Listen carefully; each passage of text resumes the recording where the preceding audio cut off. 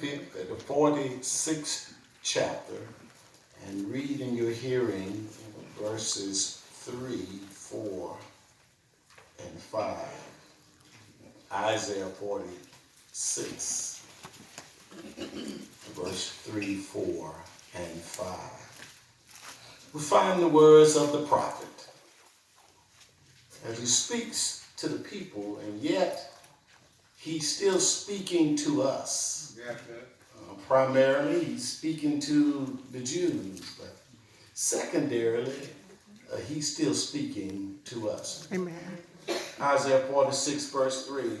Hearken unto me, O house of Jacob, and all the remnants of the house of Israel, which are born by me from the belly, which are carried from the womb, and even to your old age I am he, and even to your hoar hairs will I carry you. I have made and will bear, even I will carry and will deliver you. To whom will you liken me and make me equal and compare me, that we may be like? I want to share for a moment from this thought.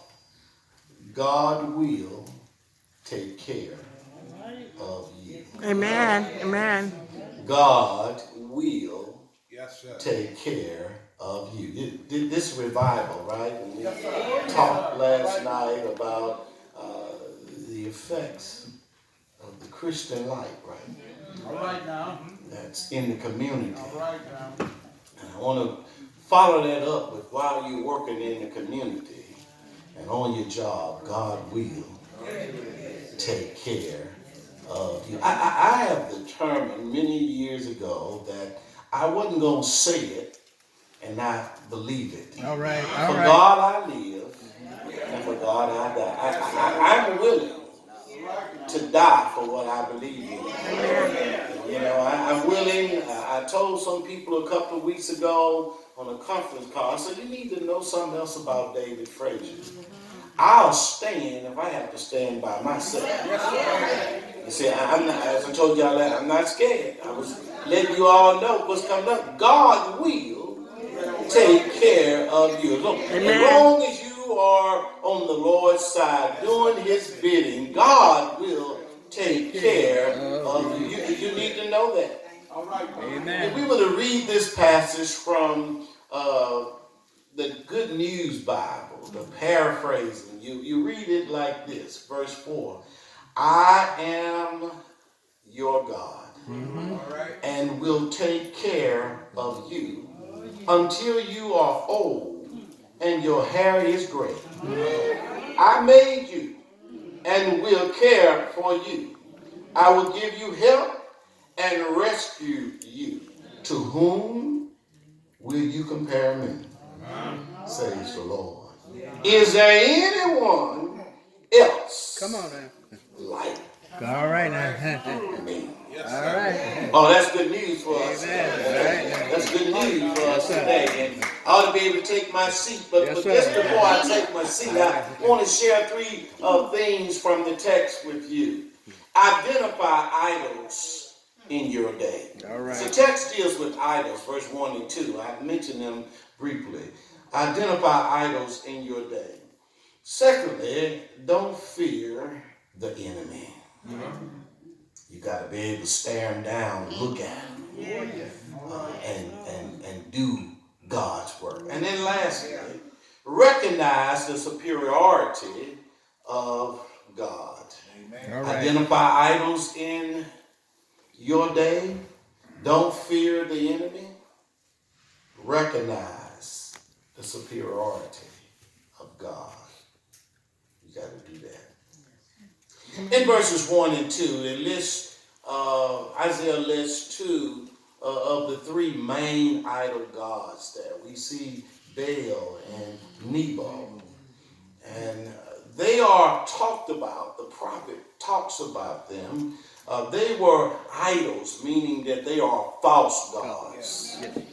And I say you have to recognize the false gods in our day. And I know that many of us grew up poor, didn't have a whole lot, and somewhere along the line we began worshiping the greenback. So somewhere along the line we began to worship. We never had a car, and God let us get us a Mercedes, and we riding in our Mercedes and riding in our Cadillacs and all of these things, and we started worshiping. As a matter of fact, I used to work with a man, and he wasn't even driving one of these foreign cars. And I know you all think that Mercedes, I thought Mercedes was something that we just said in the hood, but if you watch the old movies, they'll take you back. Before I was born, they were calling them Mercedes. But that was this guy I worked with, and he purchased a new car, and during break time, he'd go out there and rub on that car. Matter of fact, when he get out in the morning, he'll rub on it. Go out during break time, rub on it. Get out from lunch, coming back from lunch, and walk around the car and see if anything. As though he was worshiping the car. And some people think that they are someone because of the vehicle that you drive. It gets you from one point to the next. Yeah, you know, you can buy the most expensive and it'll break down. Because man made it. And there's nothing wrong with having nice things, just don't worship it. And so in the text we see that the prophet talks about these idol gods in Babylon. And he says in the text, they couldn't even protect themselves. Yeah, they couldn't protect themselves. Even they were carried away. He talks about, if you read the rest of the chapter, you'll see that these enemies would carry them away. And who they were false gods. And they would put them on other animals and so forth, and on their shoulders. And these statues, if you would, that they made. Amen. Couldn't help. All right. And it boggles my mind sometimes that people would make a God. Come on. That they would serve. And he says, if you read the chapter, he said, they can't help you if you call them. They don't have any ears. You all know what happened on Mount Carmel, right? Between the prophets of Baal and God's prophet. You know what happened when they began to call on Baal and the prophet Elijah said, call him little louder. Yeah. They began to cut themselves because the God they had cannot hear. How can you make a God that hears? And Elijah called him and God heard him. And so you got to learn to recognize idols in your day. Yes, sir. Who are your idols today? Come on. Sometimes I'm afraid that we have allowed entertainers All right. to become our idols. Yes, So, and they think they know that because they put them on TV. They advertise things, and just because someone said you're going to go do it. All right. And I say, who in the world is that basketball player that now they're going to step up and deal with theology and deal with morality, and we're supposed to believe their twisted view of morality when God has called us to stand in the gap and to stand up and to speak up about the truth. Amen. And not to be afraid. All right. So he brings up the idols. Because he wants to show you who he really is. And we'll get there. But also we see the second leg that not only should we identify idols in our day, you got to get to a point that when you recognize your enemies, not to fear your enemies. All right. Oh yeah. Man may be able to take your life. All right. But Jesus says to us in Matthew's gospel that you ought not just fear the one that can take your life. Amen. But the one who's able to destroy not only your body, but your body and your soul. So oftentimes when we read and we see this English word fear, we need to do a little research and you'll find that it really deals with respect. So you need to learn how to respect God. Some of us have more respect for our enemies than we do for God. Oh, they're going to trip me up. They're going to hurt me. They're going to dig ditches for me. They're going to put traps in my way. But the God we serve, Hallelujah. Amen. He's able Yes, he is. to see you through. I just simply came by to tell you that God will take care of you, even in the face of your enemies. Have you ever had an enemy stare you down, try to hurt you, and while they are yet trying to cause harm to you, God took care of you? All right. I said God took care of you. God will take care of you. It doesn't matter how many are against you, because if you are with God, God is enough all by himself. If God be for you, who can be against you? I come to tell you that God will take care of you. Stop counting your enemies. How many folks against you?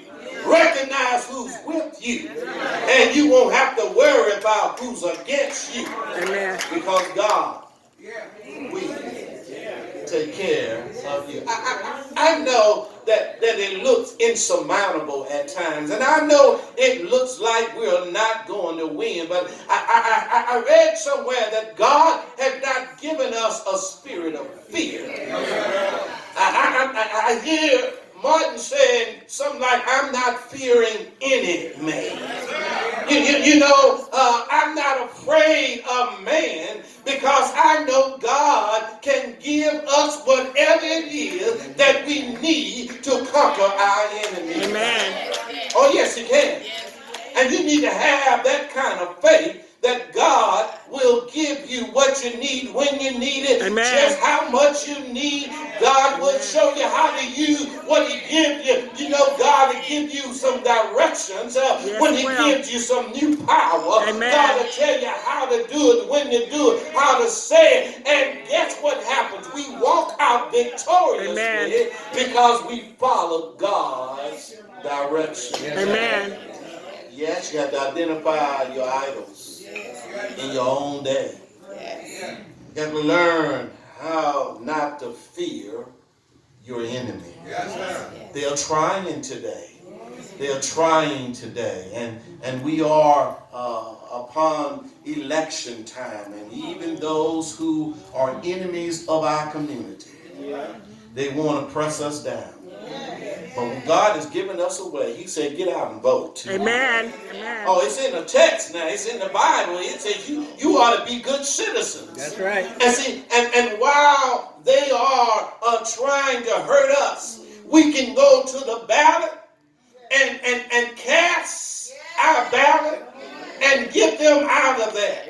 And they would have no more power over us. Amen.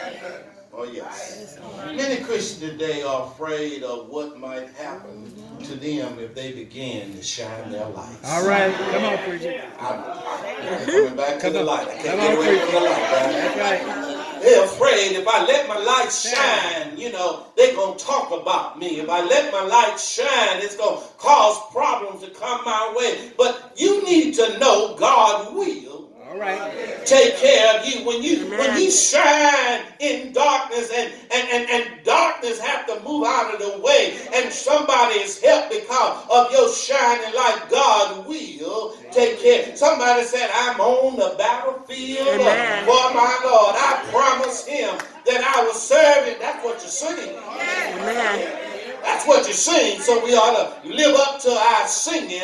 I serve him until I die, because I know he's going to take care of me. Amen. Which brings us down into the text again. He says to us that I am your God. And I'll take care of you. Matter of fact, I've been taking care of you all along.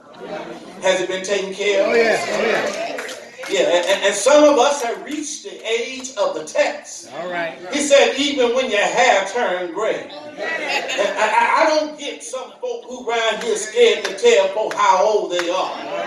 That's a blessing for you to say, God been taking care of me, not for a day, not for a year, not for 10 years. God been taking care of me for 50, 60, 70, 80 years, and I'm not ashamed. If God has blessed you, you ought to say, I'm not ashamed because I haven't been keeping myself. God has kept me all of these years. And in the text, he's saying that God is a keeper. Somebody cried out, yes, he is. Has he kept anybody in here? Has he kept anybody in here? Somebody said, I was just about to lose my mind and I was about to let go, but God kept me. God put his hands on me. Oh yeah, they thought you were just quiet and calm and they didn't know what was going on in your mind, but God kept you. Yes, he did. And he didn't let go. God kept you. Kept his hands on you. God kept molding you. Yes. So we look at the superiority of God. And so when we think about the superiority of God, the prophet asked the question, when you consider that the Lord has been keeping you all these years. Yes. And if it had not been for the Lord on your side, you don't even know yourself where you would be. Because you recognize that you have been delirious at times. Amen. You recognize that there were times when you were really out there and you didn't even know where you were. But God brought you. Anybody ever get home and you didn't know how you got home? Amen. Anybody ever mess up and you didn't even know how God had got you back to a place where you can recognize? Has anybody ever been? Maybe I got the wrong crowd tonight. Some of you all have always been here, but everybody hasn't always been and know where they are. Sometimes you did something and you woke up. Come on now. How you get there? I don't know. God kept me. Amen. God didn't expose us. But maybe somebody in here had done some things that they're not proud of, but God didn't expose you. Amen. Amen. He kept you. Yes, yes. He waited on you. Yes. Look at you now. He didn't tell anybody. Look at you now. He didn't put your name on signboard. Look at you now. Why are you like you are? Because God kept us. Amen. And he wouldn't let us go. Oh, yeah, he wouldn't let us go. So in light of the fact that God has been keeping us, he points us toward the superiority of God. We couldn't even keep ourselves. All right. Come on now. We couldn't keep ourselves. Hold on. Hold on to what? Hold on to who? Yeah. I'm going to hold on to myself. Myself is not, I need a higher power. Amen. I need someone greater than David. I need somebody who has more love. I need somebody who has more strength. I need somebody who has more get up and go. I need someone who has more foresight. Amen. Yes. Amen. Oh, yes. So he points us to focus on the superiority of God. He said, to whom? All right. Will you compare me? King James said, to whom will you liken me to? Ain't nobody. Wait a minute now. We just talked about these idol gods. That's right. Are you really, seriously going to put me in some type of comparison with these gods that couldn't take care of themselves and were led out? You really going to put me in comparison with an object? Come on. Are you serious? All right. Really? Really. He said you need to look at the superiority of God. All right. Yeah, who in the world is my equal? There's none. All right. All right. There's none That's right. like him. That's right. Amen. Nobody. Nobody. Nobody. We can say it ourselves. Nobody moves us like he does. Amen. No one touches us like us. No one makes us feel the way he makes us feel. Amen. Am I right? Amen. Yeah.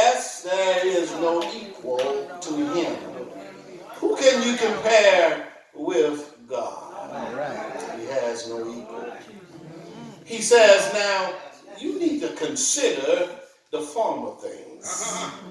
He said, now you need to consider these former things, Judah, Israel. You need to consider a few things. The mercies of God in your past.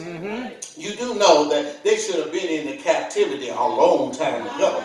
But because of God's mercy, God kind of stayed it a little bit. But even if we go back farther than the mercy, mean this mercy in captivity, he said, look at my past record.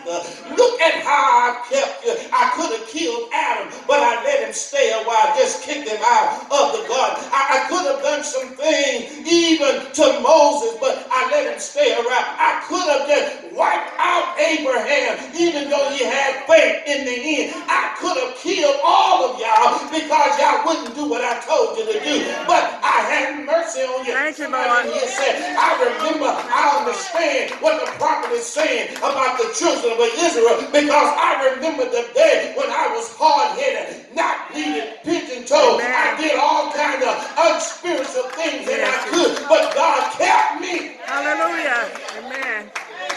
I said, it kept me. Amen. Yeah, he said you need to think about the past. And you know, I don't get how we are in this day sometimes so forgetful. We keep forgetting where God has brought us. We keep forgetting what God has done for us. And if he's done it for us, Come on. y'all hear what I'm saying? He can do it for somebody else. Amen. Tabernacle, as you let your light shine, you got to go out there with a message and say, look at me. I'm a living testimony. I haven't always been shining like I'm shining. I have been dull. I have been whatever, unplugged. But God kept me. Amen. And Hallelujah. because of God's keeping, look at me now. Look at me now. You got to remember your past. He brought me through this, and he brought me through that. Amen. Boy, somebody ever asked you what this and that mean? You said, I'm glad you asked. Amen. How much time do you have? Because I've got us, anybody else in here have a story or any testimonies in here? Has God brought you through this? Amen. Has God taken care of you? You ought to tell your story wherever you go about the mercies of God. And here's the part. I beseech you by the mercies of God that you present your bodies living sacrifice, holy and acceptable unto God, which is just our reasonable service. Amen. Oh yes, you got to think about your past.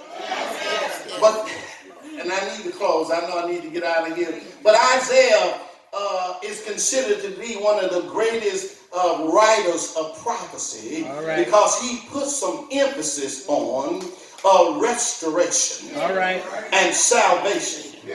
And so as you consider God and his superiority, you have to consider that he's saying that he's going to deliver. Come on. He's even to a hard-headed people. He's promised deliverance. Even to his children that come from his belly, as he said in the text, from his womb. He said, I will deliver you. And I don't know about you, but that's good news. Amen. Yes, When I it is. think about the superiority of God, nobody else can deliver us. Nobody else can set us free. Nobody else can be our bridge over our troubled water. Nobody can open those doors. Nobody can make the way out of no way. Nobody can pick us up out of our market mark. Nobody can turn us around but God. Amen. Amen. So he said, who you going to compare me to? You better recognize who I am. I am the one and only. I am Yahweh. I am Jehovah. I am Jehovah Nissi. I am Jehovah Shalom. I am Jehovah Jireh. I am the creator God. I created the heavens and the earth. I did these things. I spoke them into existence. I did it, and nobody else can do it like I have. Amen. Amen. Gotta consider. Gotta consider the superiority of God. When I look back over my life, I can't be able to say this too. I can't speak for you. I'm just speaking for David. When I look back over my life, and I can think some things over, and I can see where the Lord has brought me. Amen. He brought me from a mighty, mighty long way. When I was sinking deep in sin, seeking to rise no more, He brought me. Amen. When I couldn't help myself, He brought me. Did He bring you? When I was locked out of eternity in the presence of God, He brought me. He said, while I was yet in sin, while you were yet in your sin, look at the superiority of God. He didn't wait till we got right, but He did it while we were yet in our sin. Because of His love, because of His mercy, before we got cleaned up the way we are now, He looked at all of our sins and said, I love you in spite of. I'm going to give you my best. For God so loved the world that He gave His only begotten Son, that whosoever believed in Him should not perish, but have eternal life. Anybody here that knows Him, for He is our Savior. He came, He bled, and He died. But that's not how the story ends. Early,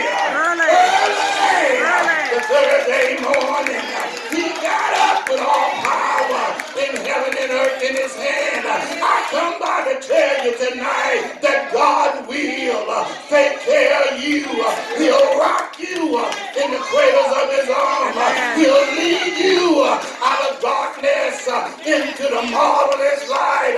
He'll make a way out of no way. He'll be your bridge and your ladder. Somebody said, He's been my doctor. He's been my lawyer. He's been my elder brother. He's my four-day runner. He is my midnight rider. He is my bright and morning star. Anybody know Him? Do you know Him? Do you know that you can't make it without Him?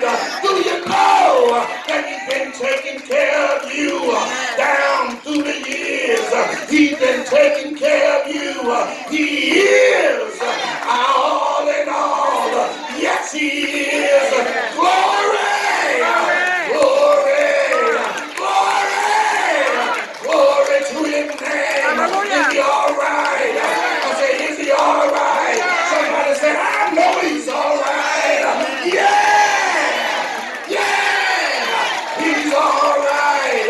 Been good to me. He's all right. Down through the years. Been good to me. Been good to me. The writer says, for your encouragement, he said, be not dismayed. Whatever betide, God will take care of you beneath His wings of love abide.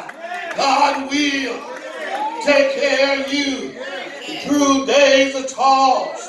When your heart does swell, God will take care of you. When dangerous spirits your path assail, God will take care of you. All you may need, He will provide. God will. I said He will take care of you. Nothing you ask will He deny. God will take care of you. Tabernacle, have good news for you tonight. God will take care of you on the corner. God will see you through. God will take care of you. He'll fight your battles for you.